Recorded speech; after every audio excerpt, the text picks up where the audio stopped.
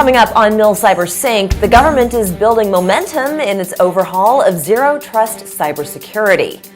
Also ahead, the Army's new triad, a global force to be reckoned with. More on its success among the multi-domain operations, those stories and more, so get ready to get in sync with MilCyberSync. You're watching the MilCyberSync podcast with Nick Thomas and Layla Guland.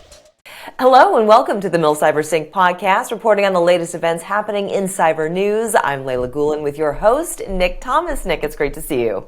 Good to see you, Layla. And just a reminder for all the people listening on their favorite podcast app, make sure to like and subscribe. And if you're watching us on YouTube, the YouTube channel, click on that notification bell for our latest posts. And with that, we'll get started this week. Cybersecurity is building momentum in an overhaul of its defenses, most notably the White House's Zero Trust strategy in helping agencies distill broad cybersecurity objectives into specific technology investments as part of the annual budgeting process. The strategy lays out 5 Zero Trust pillars and corresponding actions agencies should take before the end of fiscal 2024. While Congress has yet to pass fiscal year 2023 appropriations for agencies, the Biden administration is proposing to increase cybersecurity spending by 10% across government this year. So far, a handful of agencies, including the U.S. Agency for International Development, the Agriculture Department, and the Education Department, have received funding for Zero Trust investments through the Technology Modernization Fund. Layla? Well, the U.S. Transportation Command is making notable progress applying zero trust capabilities to parts of its vast and complex network. Zero trust is at the heart of the Pentagon's broader cybersecurity strategy that essentially moves responsibility for digital defenses from static, system-based perimeters to the constant evaluation of users and platforms on their networks. The command has been instrumental in the U.S. government's delivery of weapons and equipment to Ukraine, particularly since Russia's unprovoked invasion in February. While emphasizing a focus on mission assurance, Transcom's commercial partners will more openly share the cybersecurity threats they're facing with one another, and particularly the government going forward. Nick. U.S. Cyber Command conducted a new defensive cyberspace operation concept earlier this month. The 10-day operation was internally focused and intended to search for, identify, and mitigate publicly known malware and associated variations that could potentially impact our cybersecurity. The operation was intended to highlight and enhance Cybercom's interoperability with partners. An improvement in consistency of information and insight sharing will ultimately improve the security and stability of the country's national networks, systems, and actions when countering malicious cyber activities. This defensive operation was concurrently executed across various DoD networks and globally with participating partners. Well, the Deputy National Security Advisor for Cyber and Emerging Tech says it should be up to sector-specific agencies to decide who should implement appropriate cybersecurity defenses. Ann Neuberger outlined a sequence of critical infrastructure sectors that have been designated for cybersecurity risk management and is preparing to activate its regulatory authorities at 4 agencies. Neuberger listed transportation, communications, water, and healthcare as the critical infrastructure sectors for which the administration will be coming out with new cybersecurity requirements. The administration will still look to Congress for help regulating cybersecurity in the crucial information technology sector and others, where Neuberger says statutory authority is absent. Nick. Demand for cyber workers continues to surge. According to new data, the number of cyber job openings has ballooned to nearly 770,000. 9 of the top 10 months for cyber job listings in the last decade were all this year. According to experts, part of the problem for the vacancies is because the government is only interested in hiring top talent. Experts say a prescription to filling positions is to hire entry-level workers from different backgrounds and train them. Yeah, and the problem is global. The worldwide cybersecurity workforce has increased by 11% since last year, and millions of cyber professionals are still needed to adequately protect their organizations and entities from security risks. In the 2022 cybersecurity workforce study, an overwhelming majority of cyber professionals surveyed say their organizations do not have enough cybersecurity employees to mitigate potential cyber risks, with a shortage particularly severe in aerospace, government, education, insurance, and transportation. Despite the challenges reported by cybersecurity professionals, the report found that roughly 75% of all respondents reported being somewhat satisfied to very satisfied with their jobs. Nick. That's a lot of people we always need, Layla. Indeed. Well, telehealth is an increasing cybersecurity risk as it becomes more popular at Veterans Affairs. Now, the National Cybersecurity Center of Excellence is planning a healthcare project to establish best practices for security and privacy in telehealth situations. Senior cyber engineer Ron Pulivardi says his company has called it the Smart Home Integration Project. Their focus is on the mechanics behind the device's audio quality to figure out how patients use speakers to schedule doctor's appointments, order medications, and do follow-up visits. Pulivardi says adopting a standard that works well with someone who knows little to no basic forms of technology to someone that's very advanced is important. Pulivardi's team will start involving the public to come and participate in their lab to start building out example solutions. This will allow participants to learn from it and start using the system in their infrastructure. Layla? The Cyber Single Barrel Bourbon is back for the 2022 holiday season. Pre-order now by going to public.milcyber.org/bourbon. And also, there is renewed interest in reestablishing the MCPA's Capture the Flag competition and Hammer of Thor. Contact Craig Jones, that's craig.jones at milcyber.org if you're interested in joining. Well, before we go to break, if you're listening to us on your favorite podcast app, make sure to like and subscribe. And if you're watching on YouTube, click on that notification bell for our latest posts related to everything military, cyber, and cybersecurity. Also, if you'd like to donate to the MCPA, it's easy with Amazon Smile. If you click on the link below, you can start shopping and a portion of your purchase goes to MCPA at no extra cost to you. Plus, we are proud to take part in the world's largest and most successful annual workplace charity, the Combined Federal Campaign. Our CFC code is 10386, and we appreciate your support. When we come back, the war on Ukraine, a major eye-opener on the management of cyber conflict. We'll have that story more after the break. And for now, just please enjoy this message from one of our sponsors. Today's network and security monitoring solutions are vulnerable to overload situations that lead to decreased visibility and undetected intrusions. Monitoring applications require hardware to keep up with real-time traffic analysis, making it complex and costly. Your security monitoring solutions may be unable to keep up during cyber attacks or traffic spikes, making intrusion more likely. A new approach is needed to increase network protection and visibility. Axellio simplifies and streamlines your network monitoring for critical security, network, and application analysis. Learn more at axellio.com. And welcome back.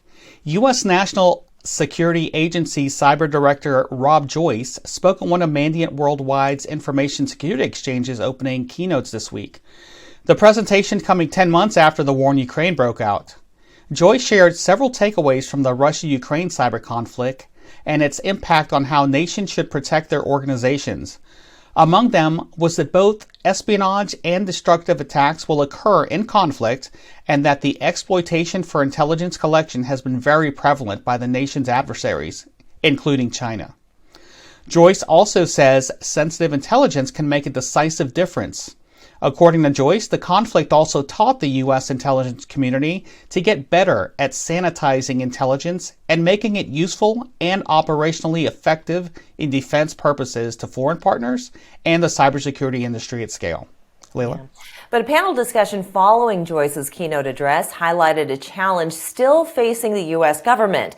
Industries are reluctant to share any information that might make them liable for any harm resulting from an incident. An attorney weighed in to say that she advised erring on the side of not producing a report in the wake of a cyber incident, suggesting it could be used in a lawsuit against the company despite efforts to invoke attorney-client privilege.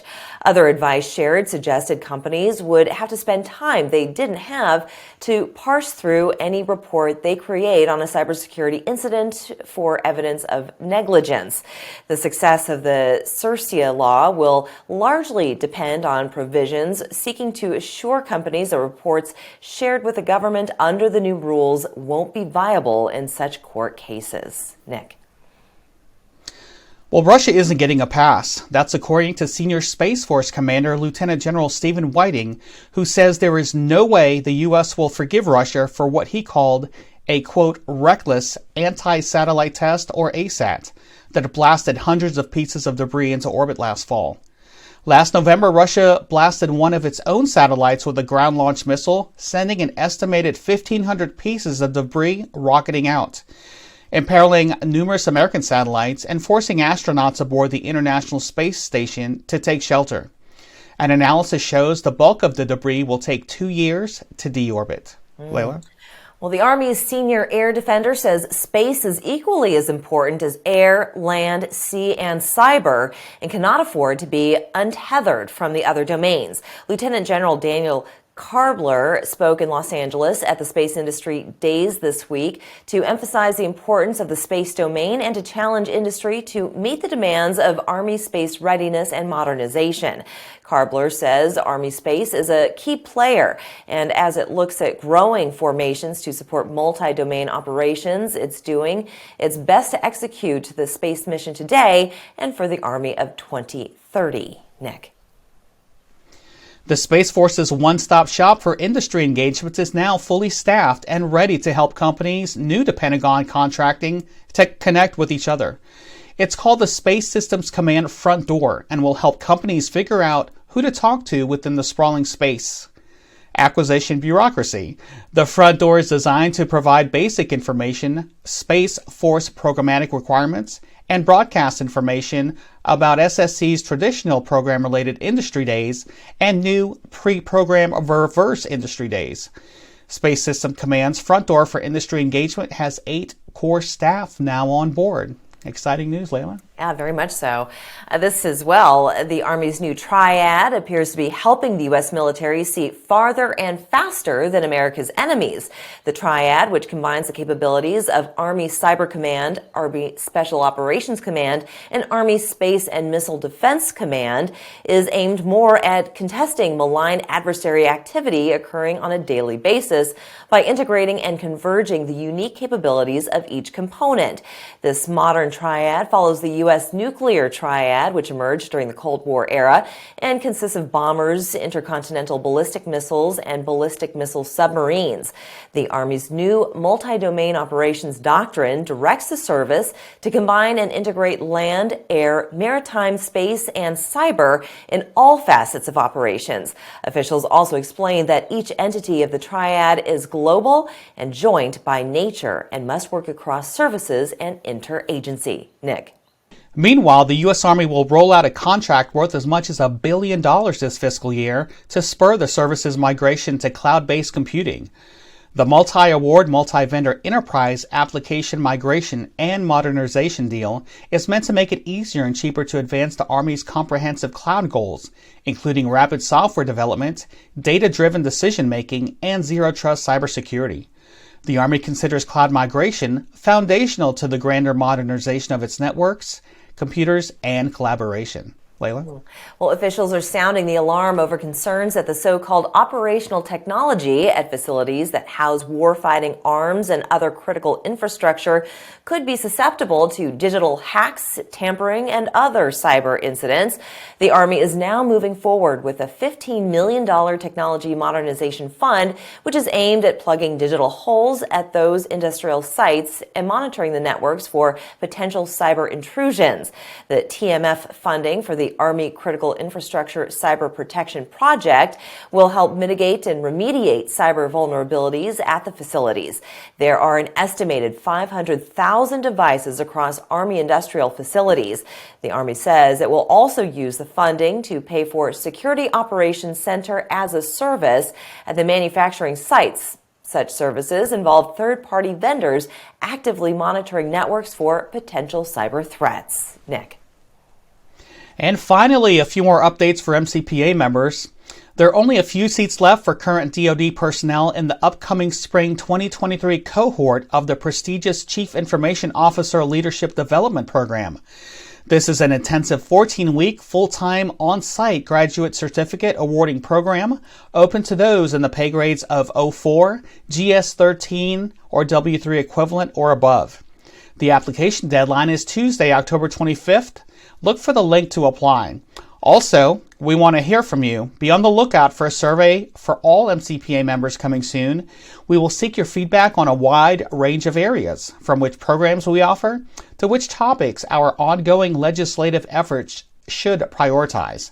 You have time to collect your thoughts and be heard.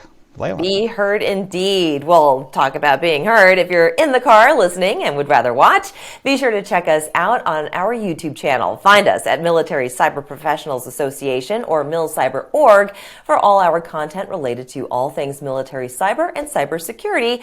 And be sure to like and subscribe. Click on that notification bell for our latest posts. Also, if you'd like to donate to the MCPA, there are two easy ways. The first is with Amazon Smile, and by clicking the link below, you can start shopping, and a portion of your purchase will go to MCPA at no extra cost to you. The second way is through the Combined Federal Campaign. Even $1 will greatly help our mission. Our CFC code is 10386, and we thank you for your support. We certainly do. That's going to do it for us. Thank you so much for watching and listening. You're now in sync with MilCyberSync. We'll see you again next week. This has been the MilCyberSync podcast, brought to you by the Military Cyber Professionals Association. If you're listening to us on your favorite podcast app, make sure to like and subscribe. And if you're watching us on YouTube, click on the notification bell for our latest posts.